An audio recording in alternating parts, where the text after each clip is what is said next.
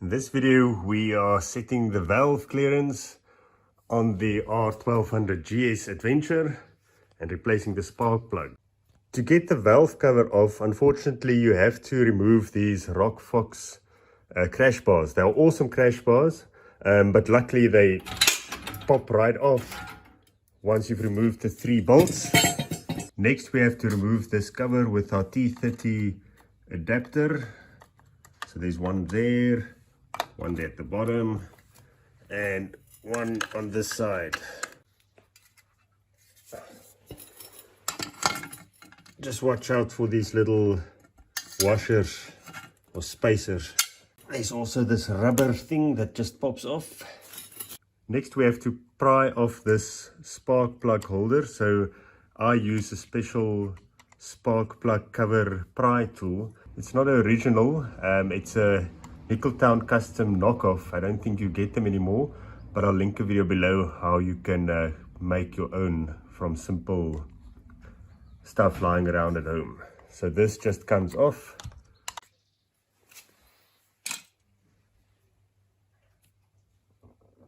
You could use the same tool to pry loose the spark plug wire that has to come out, just like that.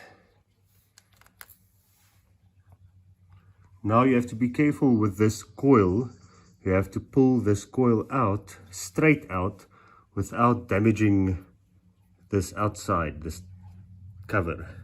You do get a special tool for this that fits over this, but it's super expensive. So what I use is this PSI rated assembly tape. It's double-sided, or you can make your own. So just take a small piece, the red ones are best, and you fold it over on itself, and this will create enough suction to remove the coil without any issues.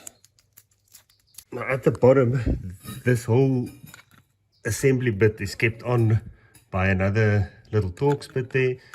So you'll get that one out, and this all moves out of the way to reveal the lower spark plug, and this one you can just pull out. Now you have to watch out.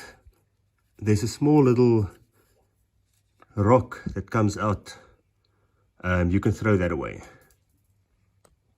So the bottom spark plug, the walls are really thin there. So what you need is metric vice grips and a 16mm pipe wrench thing. So that will get the spark plug out of there.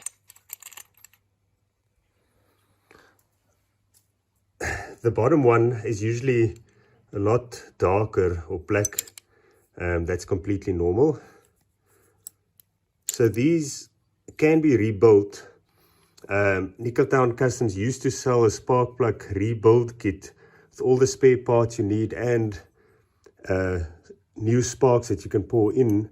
But I'm just going to replace these. I'll link below, maybe you can still find it, but where I live, it's just easier to just replace these. They're cheap enough.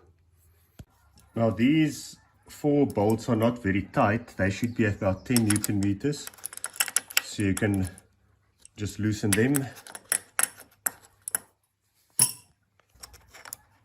until they're free enough to just pull out. They won't come all the way out, but they must just be able to be pulled slightly, then you know they're all loose. And now you can tap the cover with your fist and it should come off, dropping oil all over the floor.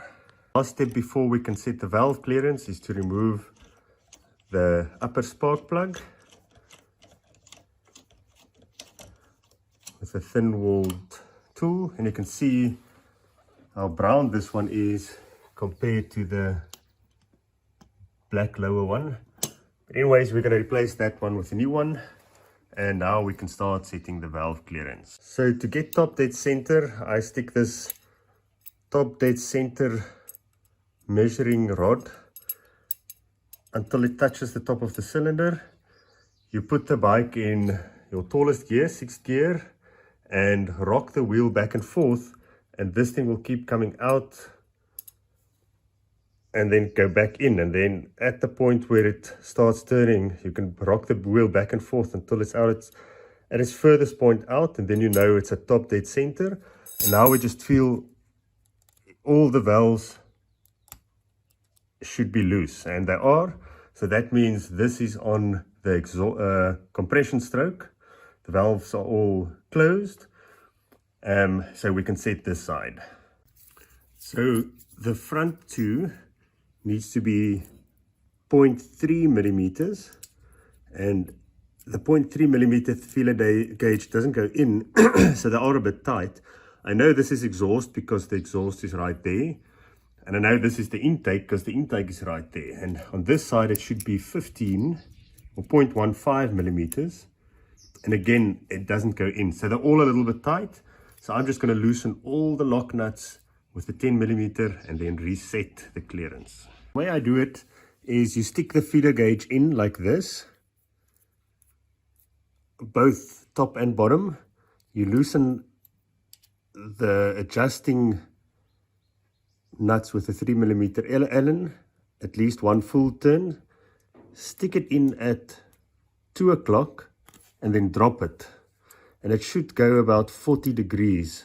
I'll show you. So loosen it again. That's not enough, so even a little bit more, and you keep on dropping it from 2 o'clock. It should reach about there, so even a little bit looser. That's too much. That's about right. And then you tug on the gauge in the middle and if it comes out more at the top than in the bottom, then you know the top is a bit loose or the bottom is a bit tight. So you want to have an even pull when you pull it out. So it's a little bit loose at the bottom, so I'm just going to loosen it again and then drop it from 2 o'clock. That's right. And then let's do the top again. 2 o'clock. See, that's too much, so it's too loose. So you'll tighten it a little bit. There we go. So tug on it again until it's an even pull. You can also feel separately. See, that top one is too tight. So I'll just loosen it slightly because we know it's close. And then we'll lock up the lock nuts while holding the Allen key in place and retest it. Another way to know is it should be able to move, but if you rock on the rockers, there should be zero play with the feeler gauge in there. So you can see no play at the top, no play at the bottom, but it can move in and out, so that should be perfect. So once the clearances are set and the lock nuts are tightened to 10 Newton meters, we're going to fit the new spark plugs. So I always just like to use some spark plug grade oil to wet the threads so I don't struggle to get them out again next time. So always thread it in by hand. Don't use the ratchet yet. Then when it bottoms out, you can put the ratchet on or the torque wrench and torque it to 23 Newton meters. Oh, also while you're in there, inspect the end play of the rockers. So you can see this one is, the 30 doesn't go in there, but the 15 does. So it's somewhere in between, maybe 20 or 0.2 millimeters. So this one's fine. It should be between 0.05 and 0.4. So the 30 slips in there in the front. There's a little bit of play left, but it should be okay. With the cover back on and the coil pack back in, we can insert the lower spark plug.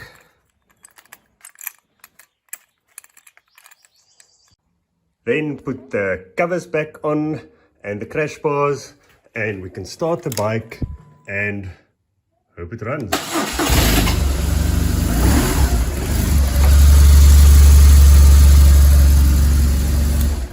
Valves are ticking away nicely. Thank you for joining, and let me know if you have any questions. I'll see you next time.